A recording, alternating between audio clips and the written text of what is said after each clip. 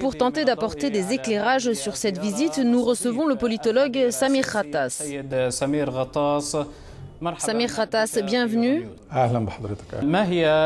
Que signifie cette visite en Égypte? Visite qui regroupe à la fois des responsables militaires et diplomatiques de Moscou en ce moment même.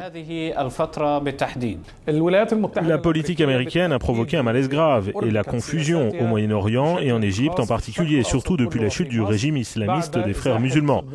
Ce renversement a poussé les États-Unis à adopter une nouvelle politique à l'égard de l'Égypte, incluant une pression sur l'armée et la réduction de l'aide économique et militaire.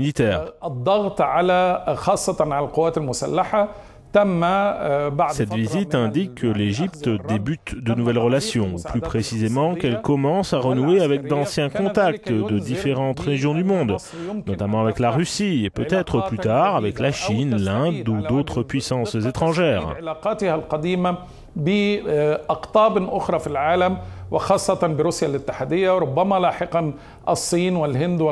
Je pense qu'il y a aussi la nécessité de développer les relations économiques entre les pays. La Russie est un gros exportateur de blé, un produit de base dont l'Égypte a besoin de manière urgente.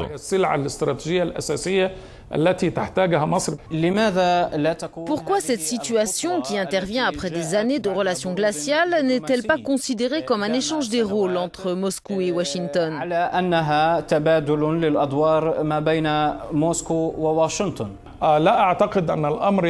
ne pense pas qu'elle puisse atteindre le degré de partage des rôles, car Moscou et Washington ont des intérêts complètement différents au Moyen-Orient. Les États-Unis ne permettront pas à la Russie de se fixer à nouveau dans cette région, mais en retour, si la Russie, qui est déjà fortement présente en Syrie et entretient des relations étroites avec l'Iran, développe sa capacité à investir dans ses rapports avec l'Égypte, alors peut-être que cela pourrait mener à une nouvelle ère entre Moscou et le Moyen-Orient.